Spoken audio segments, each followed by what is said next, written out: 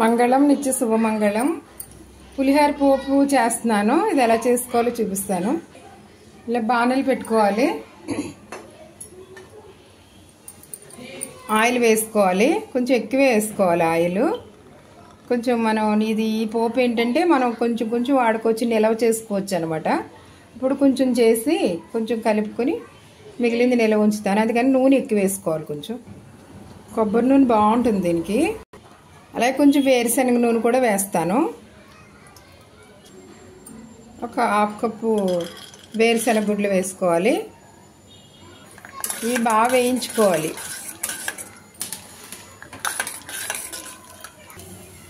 ఇలా ఎగిపోయి ఒక కప్పు శనగపప్పు వేస్తున్నాను. పప్పు కూడా వేసుకోవాలి. ఒక స్పూన్ ఆవాలు కూడా వేసుకోవాలి. ఒక కప్పు అల్లం ముక్కలు కూడా వేసుకోవాలి. బాగుంటుంది, అల్లం వేసుకుంటేనే పులిహోర టేస్ట్ బాగుంటుంది. ఒక చిన్న కప్పు ఎండుమిరపకాయలు కూడా వేసుకోవాలి. కరివేపాకు కూడా వేసుకోవాలి. ఇంకా పోపు అంతా ఇలా ఎగిపోయింది. ఇప్పుడు కప్పు పచ్చిమిరపకాయలు వేసుకోవాలి.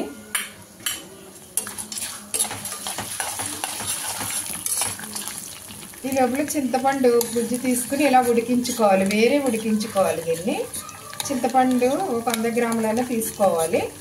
తీసుకుని ఇలా ఉడికించుకొని అందులో ఉప్పు పసుపు వేసేసి ఉడకనివ్వాలన్నమాట. ఇవి బాగా ఉడికిపోయింది, ఇంకా కొంచెం ఉడకాలి. అది లాస్ట్లో దీంట్లో వేసేయాలి.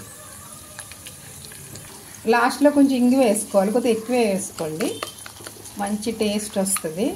చింతపండులో నేను ఆల్రెడీ ఉప్పు వేసేసాను, ఉప్పు పసుపు. మీరు చింతపండు కూడా వేసేసుకుని బాగా ఉడికించుకోవాలి. చింతపండు గుజ్జు బాగా ముందు వేరే సెపరేట్గా ఉడకపెట్టుకోవాలి. ఇందులో వేస్తే ఇవన్నీ మళ్ళీ ఇదవుతాయి. ముందే ఉడకపెట్టుకుని ఇందులో యాడ్ చేసుకోవాలి. ఇందులో చింతపండు గుజ్జులో పసుపు ఉప్పు కూడా వేసేసాను. ఇది ఇలా యాడ్ చేసుకుంటే తొందరగా అయిపోతుంది అనమాట. ఇదిగో చూడండి ఎంత ఎలా ఉందో. ఇది అస్సలు పాడు అవ్వదు అనమాట. ఒక నెలలైనా అలా ఉండిపోతుంది. మనం ఒక సీసాలో పెట్టుకుని చల్లారాక ఒక సీసాలో పెట్టుకుని చక్కగా ఒక 2 స్పూన్లు కలుపుకుంటే అప్పుడు పులిహోర రెడీ. ఇది ఒక స్పూన్ ఆవపిండి అనమాట, వేయించి పొడి చేశాను ఆవాల్ని. ఇదేంటంటే ఆ పిండి అది చల్లారాక అప్పుడు కలుపుకోవాలి. ఇప్పుడు వేడి మీద వేయకూడదు, చేదు వస్తుంది. అది అలా నూనె అంతా పైకి వచ్చేసి తేలి వరకు అలా పైకి తేలాలి. తేలి వరకు ఉడికించుకోవాలి. ఇంకా అసలు నెలల వరకు ఫ్రిడ్జ్లో బయట పెట్టినా కూడా పాడవదు. మీకు భయం అనిపిస్తే ఫ్రిడ్జ్లో పెట్టేసుకోవచ్చు, లేదు పైన ఉంచేసినా కూడా ఏం కాదు అసలు. ఎలాగో మనకి నెల వరకు ఎందుకు, 10-15 రోజుల్లో అయిపోతుంది. అది ఇలా ఇంతంత ఈ క్వాంటిటీలో పెట్టుకుంటే సరిపోతుంది, మరి ఎక్కువ కాకుండా. నేను కొంచెం పులిహోర కలుపుతున్నాను.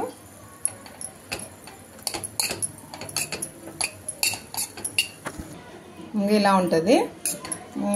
నేను టేస్ట్ చూస్తాను. సూపర్ ఉంది. ఇది నేను ముడి బియ్యం గురించి కలర్లో కనిపిస్తుంది. అది వైట్ రైస్ అయితే ఇంకా క్లారిటీగా చాలా ఇంకా నీట్గా కనిపిస్తుంది. ఓకేనా? మంగళం నిత్య శుభమంగళం.